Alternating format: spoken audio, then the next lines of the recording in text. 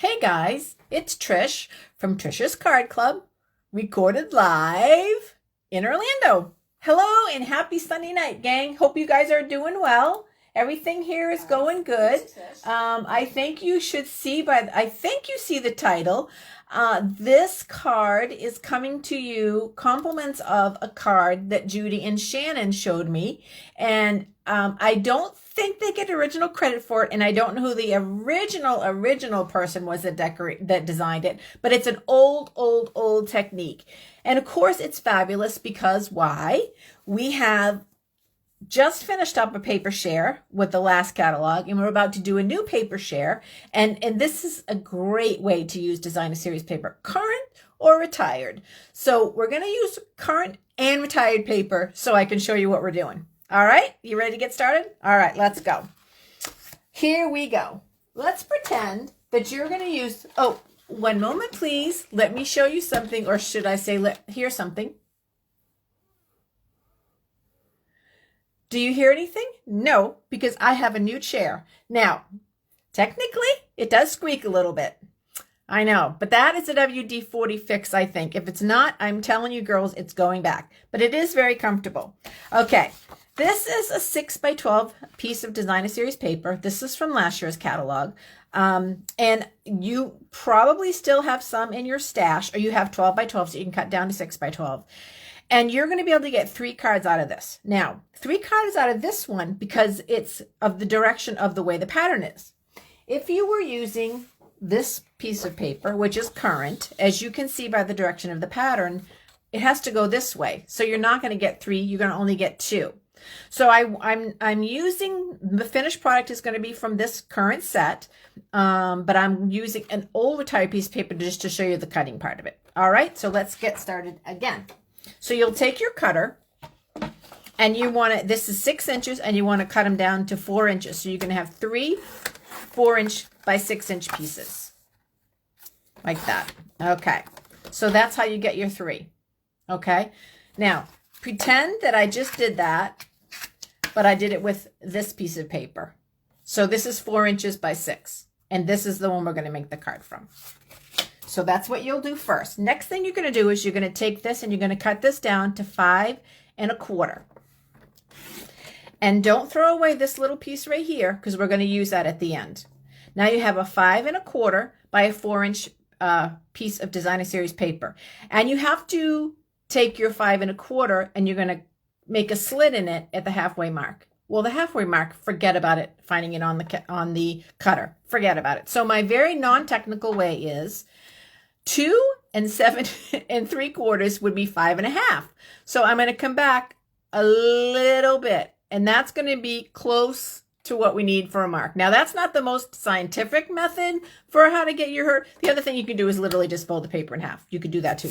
Let me show you. Literally, you could fold it in half like that.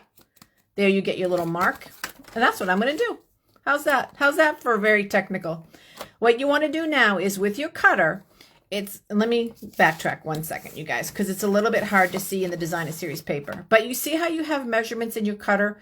We're going to cut down to 2 inches because we're going to cut this piece, which is 4, down to 2. All right? I know, it's a lot of math, people, but stay with me. It's so worth it in the end. Okay, there is my halfway point because I folded my card, and I'm cutting down to the 2-inch mark. All righty. So there's what you've done to your designer series paper. Okay, now we're going to get this out of the way. And you're going to take your, now I've made these a couple times. Some have come out really good. Some have been terrible. So bear with me and we'll see what we're going to do. What you want to do is you want to take this piece of paper and you want to fold it back like this, keeping this point right here down. So it doesn't have to be exact to the point, but you want to fold it back like, we can go a little bit more like that. There's one. And then you're going to fold this one back. Again, keeping it down here like that. Now, they're not going to be exact, and it's okay if they're not. Although I think Judy's and Shannon's probably were. But don't worry about it if they're not. You're getting close enough. This one, I'm going to go a little bit further back on this one because I want it to match where this one came back on. See what I mean? But there's a little bit of flexibility in the paper. And there might be an easier way to do this, but there is a little bit of flexibility with the DSP. And don't worry so much about that not matching perfect, because we're going to hide that. So see how pretty you get the back side of the paper on the front. Next thing you're going to do is take your coordinating cardstock, and I am choosing, what am I choosing? That's a good question. I am choosing So Saffron. I'm going to first take a white piece of paper, because I want to put this, let me get on camera. I want to stamp on the front of this. Oh my gosh. How are you guys? How was your Sunday? Mine was very good. It was a lot of stamping. I had to make 2 graduation cards, which I can't show you yet because I can actually show you one of them, because one of the girls, one of my favorite ladies, often watches my videos, and I don't want her to see her card first. And so, but my other card is for my niece, who I don't think watches my videos, although she's liked them for me. I don't think she watches them. So this was just 4 by 5 1/4. That's what this white piece of paper is. So now we're going to glue this side, just kind of following the design of the paper. This card is so pretty and so easy, and a great way to use up your DSP. Now you want to cover that white up on this side, because you don't want it to show. It doesn't need to show. Its only purpose is to make it easier to stamp right here. Isn't that pretty, you guys? So on this one, you need to find a stamp that's a little bit vertical. So I dug up my old Hey Birthday Chick stamp set, and I'm going to use the Let's Celebrate You, because I think this is a perfect card for a birthday. But it's also, Let's Celebrate You is a great card just to send somebody to say, hey, I've been thinking about you and I hope you have a great day. So that's another way to use that one. So that's the stamp that we're going to use. Let's Celebrate You. For my peeps that have joined me, thank you very much. I'm always so grateful and appreciative to see you guys. That goes right in the middle. Let's Celebrate You. Doesn't that look pretty? Now, the next thing you want to do is you're going to want to take some kind of embellishment. It could be a flower. You know, I've been kind of going a lot with daisies, so I decided that I would back off on daisies. And I'm going to use this little flower right here. And to coordinate my So Saffron cardstock, I'm going to punch out a flower.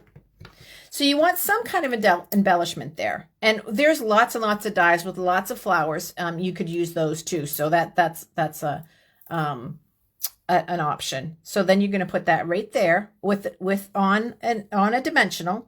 And then I have some older embellishments left over that I'm still using up. So I'm going to take this pink one, because I'm going to pull the pink that's in the... Now I've done this 3 times without having any problem, and now of course I'm on camera and I'm struggling. All right, so look at that. Doesn't that look pretty? Now let's do the inside. First thing we're going to do is, remember that piece of paper that we cut? We're going to take that and we're going to put some glue on it, and we're going to put that on. I think it doesn't really have a right or wrong way, the way this is going. I'm just going to put it at the end of the bottom of the paper. I like to tie it in, and we don't waste any Designer Series paper. And then we will put some glue on this. We will put this right here. And voila, ladies, we have the cutest card. So let's see 3 of them. I've finished the other 2 off camera from that Designer Series paper sheet. That's 3 cards out of a 6 by 12 Designer Series piece of paper. Aren't they pretty? And I used Hello, which is a little crooked, but I'm still going to use it. And I have a few other ones that I can use for that as well. So there you go, you guys. A really simple thing. A really quick review we'll do with this one, because I was a little bit wonky when I first gave my measurements. So it's always 4 inches to start. You cut it down to 5 1/4. Save that little piece of paper right there, because you can always use it on the inside too. Then you take this and fold it in half just at the up here to get your halfway mark. That's easier than the way I was doing it. That gives you your little halfway mark. Put that in your cutter, and you're going to cut down to the 2-inch mark. Let me get up here. And you're going to cut down to the 2-inch mark. And then there you have your cut. And then you kind of just manipulate the paper back. I'm just going to show you a different color that'll look really pretty too. You're just going to manipulate the paper back. This one went a little bit smoother than my first one. And then you're going to manipulate the paper back on this side. Ta-da! Doesn't that look pretty? I love it. Now, again, it's not perfect here, but it's not going to matter because on this one, what I'm going to do is I'm going to grab Rich Razzleberry and I'm going to punch out a... So I'm going to do that right there with that one. So see how it doesn't really matter that they don't match? What's important is using Designer Series paper where the back ties into the front. Because sometimes Stampin' Up! Does Designer Series paper where the back and the front have no correlation, and that doesn't really work out so well. So that on a finished card, well, on a semi-finished card, I don't have the white in there, but isn't that going to be pretty, you guys, with the white and then that, and then I'll put it like maybe a pearl in there or something. So I'm working on getting a stash of cards made, and I just think that is so pretty. So thank you so much. I know it was a quick one. That was my intent, was to get you girls in and out on a Sunday night. Let me see who's here. Miss Nancy, thank you. Thank you, Anne-Marie, my favorite sister. Although I don't have favorites, but she's my favorite. And Miss Judy, for you, for the inspiration. Hey, Karen Lee. I know, Judy, that was one of my favorite papers, too. I loved it. I loved it. Miss Karen, thanks for hanging. And who else is out here? My other friend, Karen. Trish, what is a paper share?